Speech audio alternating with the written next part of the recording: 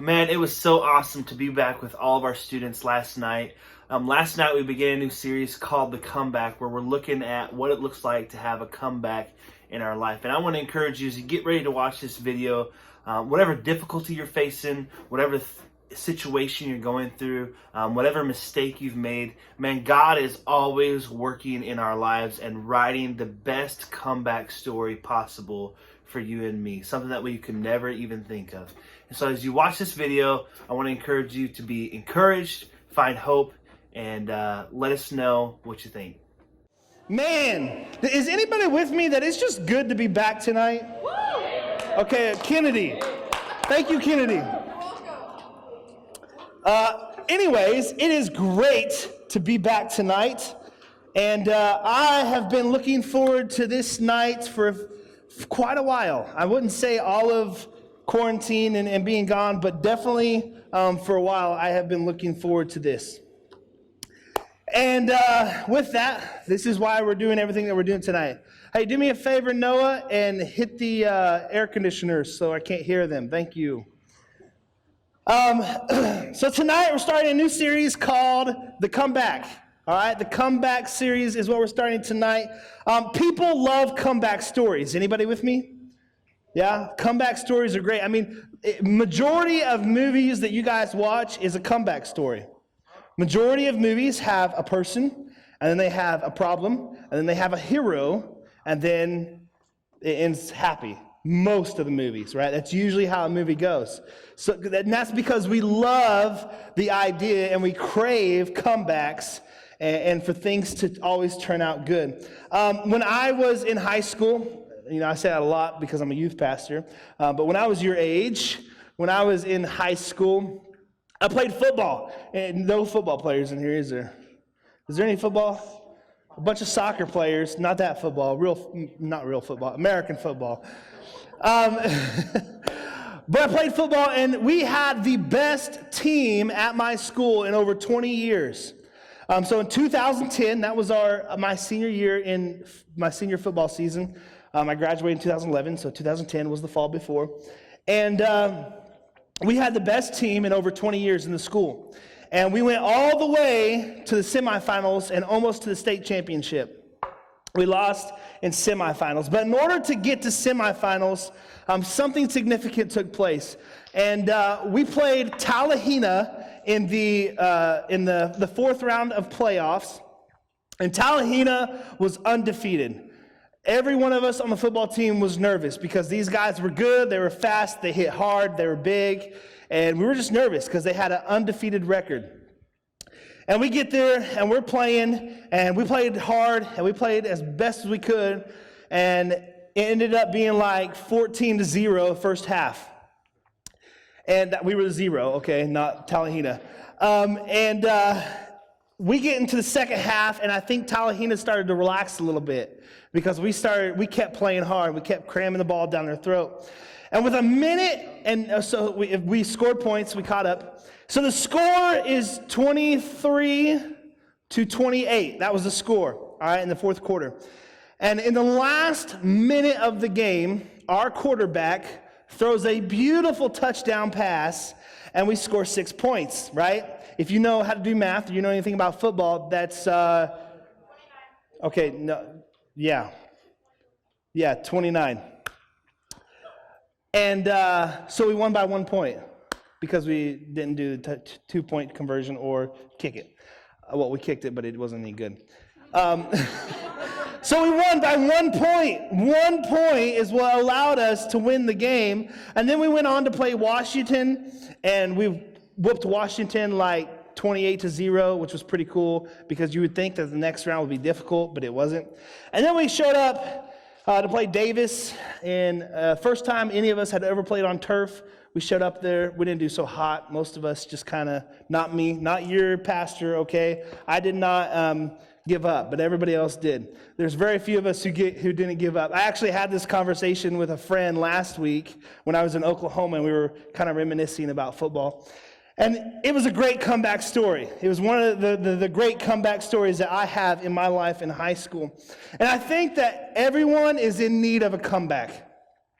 I think everyone is in need of a comeback because everybody, okay, and everybody is offered a comeback. No matter what your obstacles are, no matter what mistakes you've made, no matter if we're in a season of wandering or a season of darkness, God's purpose and plan will prevail. Our comeback may involve difficulty, but our comeback will almost always look different than what we expect, but our comebacks will always be better than what we expect. And why is because God writes the story of our comeback. If you don't believe me that we all need a comeback and we're all in need of a comeback, then let's look at just a few people in the Bible. I call these the comeback boys of the Bible. The first one is Moses. Anybody know anything about Moses? Here's what I've learned. Most people don't know Bible characters. When I was your age, I didn't know majority of these characters. So if you know anything, let me know because I want to know what you know. Moses, all right? Moses should have been killed when he was a boy because there was an order put out in Egypt that all boys under a certain age should be killed. He wasn't killed. He ended up surviving by floating down the Nile River in a basket, right? Everybody remembers that. Moses killed a man, okay? Moses had a stuttering problem. There's a lot of issues Moses had, but yet he was the man chosen to lead the people of Israel in his old age. He was chosen to lead the people of Israel out of bondage and out of slavery into the promised land. Then there's Joseph. Joseph had a bunch of brothers. His brothers didn't like him very much because he was dad's favorite. And they decided they were going to throw him down a well. And so they threw him down a well in a pit. And then some people came by, some slave traders, and they bought him, and he ended up going being a slave, and he was put in a position to where he could commit adultery, and he didn't, thankfully. But Joseph had some issues, but Joseph ended up being a big-time leader in a country that wasn't his own. Then you've got Samson. Everybody know Samson? Samson, the Hulk of the Bible. All right, only because of his long hair.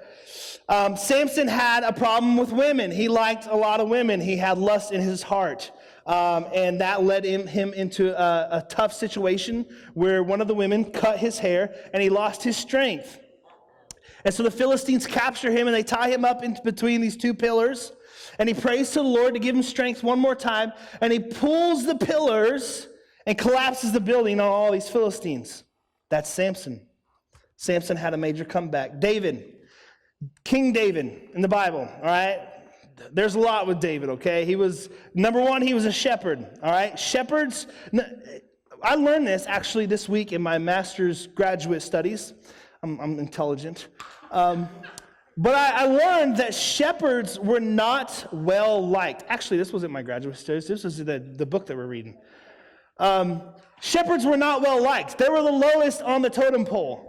So like if you wanted the lowest job, all right, so right now it might be like working sewage or with porta potties, I don't know. Imagine that, and then lower. That's what a shepherd was considered. And so David was a shepherd because he was the scrawniest, youngest boy in his family. And David gets anointed to be king, and he becomes king. But then, so that's one comeback. But then David, he gets chased down. He gets possibly killed. While he's king, that was before he became king. While he's king, he commits adultery and has a man killed to try to cover it up. So he lies and he kills. But David was a man after God's own heart, and David continued to reign in his kingdom. And that's another comeback. Another one is Peter. Peter denied Jesus 3 times. He literally denied Jesus 3 times, just like Jesus said he would, right before the crucifixion. He says, I don't know that man. And he gets so frustrated, he's like, I don't know that man. That's how intense it was. And then Jesus dies. Jesus comes back, and Jesus reinstates Peter as the head of the church. As the head of the church, that's who Peter was. Peter had a huge falling out and then a major comeback. And another one that we talk about is Paul, the Apostle Paul. Literally killed Christians, persecuted Christians, murdered Christians because of their faith. And then Paul has a conversion, right? And then we see that Paul writes majority of the New Testament and majority of how we know to act as Christians and how we know to function in church came out of the came out of the pen of Paul. Paul was a comeback boy. All these men were comeback boys of the Bible. I should have slides for all that, Gary.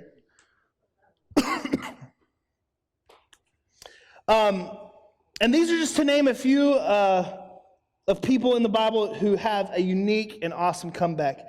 Our God writes the best comeback stories for his people. Our God writes the best comeback stories for his people. Nothing that you and I can come up with, nothing that we can think of up on our own. Check this out. I think this is really cool. The God who created the universe, created everything in existence, literally writes the best comeback stories for his people. Think about that. Anybody marvel about creation? I do. I love creation. I love the universe. I love to look at how God is in the universe. Things like laminin, if you've ever heard of it, or how the stars work with Louis Giglio, or how when it says the rocks and the earth cries out his name, and he does that mashup of like the whales singing and this and that, and I'm like, man, that's just so amazing that literally the same God who created everything writes the best comeback stories for his people, but not just his people, for each of you. God has a comeback for you. I think we all know what it feels like to have life disappoint us. Anybody experienced the last 6 months? I think we all know what it's like to have life disappoint us, for life to not work as what we had hoped. We all know what it's like to long for something different, something better, something more. That's what a comeback is about. And God is writing a comeback in your life. And you have to be open to it. And so we're going to dig a little bit down more into the Bible in Luke chapter 15. And we're going to talk about 3 parables. And the first parable is the parable of the lost sheep. Now, Gary, I forgot to put this in here, so I'm going to be following this. The parable of the lost sheep. Okay, so now the tax collectors and sinners were all gathering around to hear Jesus. So that's weird. Jesus is Jesus, and he's hanging out with tax collectors and sinners. Okay, but the Pharisees and the teachers in the law muttered, "This man welcomes sinners and eats with them." Then Jesus told them this parable. Suppose one of you has 100 sheep and loses one of them. Doesn't he leave the 99 in the open country and go after the lost sheep until he finds it? And when he finds it, he joyfully puts it on his shoulders and goes home. Then he calls all his friends and neighbors together and says, "Rejoice with me, I have found my lost sheep." I tell you that in the same way there will be more rejoicing in heaven over one sinner who repents and over 99 righteous persons who do not need to repent. The next parable is the parable of the lost coin. Verse 8, or suppose a woman has 10 silver coins and loses one. Doesn't she light a lamp, sweep the house, and search carefully until she finds it? And when she finds it, she calls all her friends and neighbors together and says, "Rejoice with me, I have found my lost coin." In the same way, I tell you, there is rejoicing in the presence of the angels of God over one sinner who repents.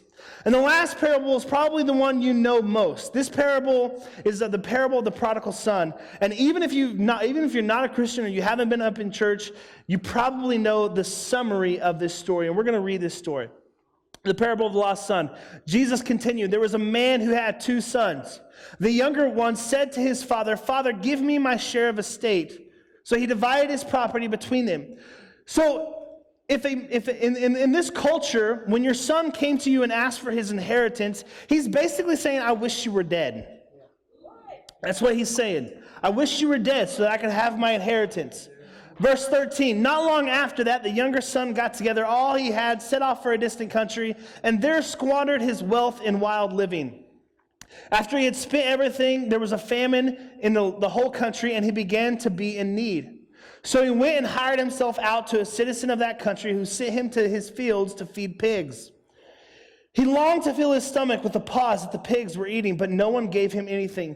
The thing about this, and some of you probably heard this, some of you not, it was wrong for Jewish people to be around pigs.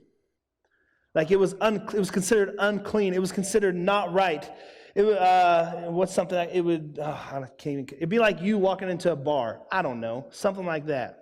It's not right. It's unclean, and so he was put in that scenario. Verse 17. When he came to his senses, he said, "How many of my father's hired servants have food to spare? And here I am starving to death. I will set out and go back to my father and say to him, 'Father, I have sinned against heaven and against you. I am no longer worthy to be called your son. Make me like one of your hired servants.' So he got up and went to his father. But here's what I want us to pay attention to. But while he, that being the young son, was still a long way off, his father saw him and was filled with compassion for him. And he ran to his son and threw his arms around him and kissed him." It was not right for old Jewish men to run. They were supposed to run. It was considered unnoble or like made you seem like not good. And so the father runs up to the son and hugs him and kisses him. The son said to him, "Father, I have sinned against heaven and against you. I am no longer worthy to be called your son." But the father said to his servants, "Quick, bring the best robe and put it on him. Put a ring on his finger and sandals on his feet. Bring the fatted calf and kill it. Let's have a feast and celebrate. For this son of mine was dead and is alive again. He was lost and is found." And so they began to celebrate. What are these parables about? What are these parables about, right? So we're talking about sheep. We're talking about a coin. We're talking about a prodigal son. What is the point of the parables? Anybody? A lot of times, we think that the point of the parable is the lost person, right? We sing that song, Reckless Love, about leaves the 99, and there's no wall you won't kick down, no... I'm forgetting the lyrics. Y'all know it. Huh? Okay. But that song talks about finding the lost sheep, right? And leaving the 99 to find the one. And so a lot of times we put ourselves, and what we call that is narcigesis. So we put ourselves into the Bible and say, well, this is about us or me or an individual. And the thing is, though, these parables are not about the thing that's lost. It's not about you. It's not about me. It's not about the people of God. It's not about sinners or people who don't know Jesus. What these parables are really about is the father or the woman who finds the coin or the shepherd who finds the lost sheep. These parables are really about the person who's doing the looking because they love the thing that is lost. And so the parables are about what God goes through and how he looks for us and how he wants to draw us to himself and how he pursues us. I got a tickle in my throat. So I want to talk about 3 truths about God's comebacks. 3 truths about God's comebacks. The first one is God knows that you're going to mess up. God knows you're going to mess up. He knows people are lost. He knows that things aren't going to go the way you want it to go. He knows that you're going to sin when you don't want to sin. He knows that you're going to make mistakes. He knows that you're going to blow it when you're going to blow it. Just like the father of the prodigal son, God is waiting to run out and meet you.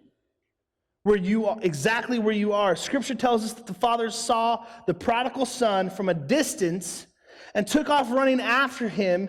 And listen to this, he fell on him and kissed him.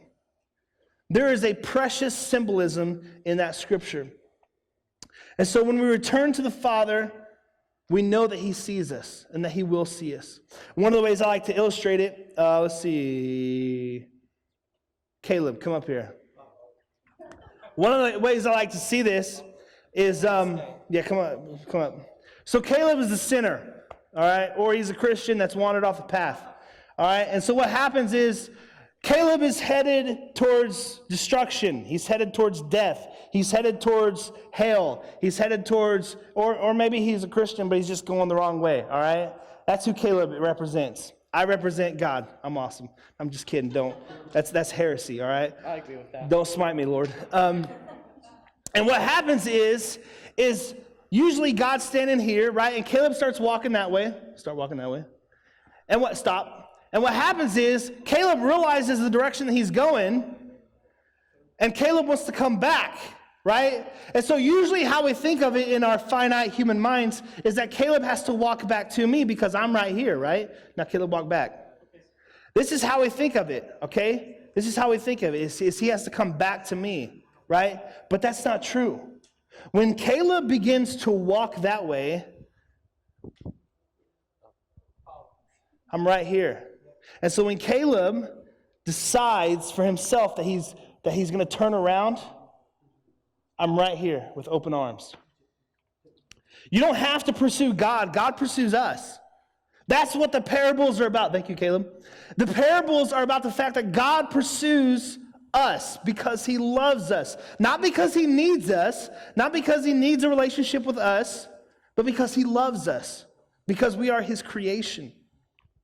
The second thing is you don't have to come back on your own. God will run to you, just like we talked about. Fall on you, cover you, clothe you with righteousness, and welcome you right back into the fold. Let the favor, grace, and love of God touch your life, all without having to get yourself right first. God isn't waiting for you to get right. God isn't waiting for you to work out your salvation. He's not waiting for you to figure out how to be a Christian. He's waiting for you to understand that he's there with you, that he wants to do it with you, that you're not doing it on your own. It's not moral behavior. It's, Lord, I love you. I worship you. Thank you for what you've done in my life. Now I'm going to pursue you and you're going to pursue me. Thirdly, you can't come back without the Father.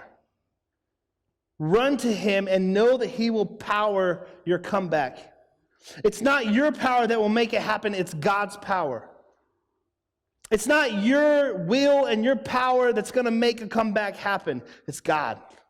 God writes the comeback. But you have to be open to a comeback. You have to do your part, but it's not all you. And so I want to do an activity tonight. And you two, come on up. Ethan, Andrew, Jacob, 3 actually, come on up. I've got pieces of paper here, I've got envelopes, and I've got pens. Everyone needs one of each.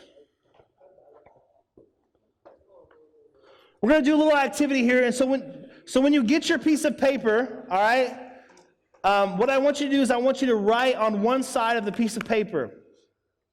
I want you to write an answer to a question, and that question is, if God could change one thing in my life right now, what would I want that to be? I want you to write the answer to this question on one side of that piece of paper. If God could change one thing in my life right now, what would I want to be? All right? We're also going to put on some music here in just a second, and you can pray about this and think about it. Just don't quickly write something down. Really think about what is something that you want God to change in your life. And after you've written that down, what I want you to do is I want you to flip the paper over to the other side, and as a sign of being open to God moving in that area, I want you to write one word on the other side of that. I want you to write the word help. Just help. Just write that one word.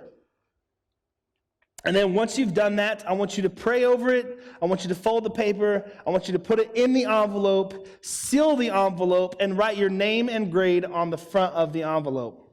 Nobody's going to see these except for you.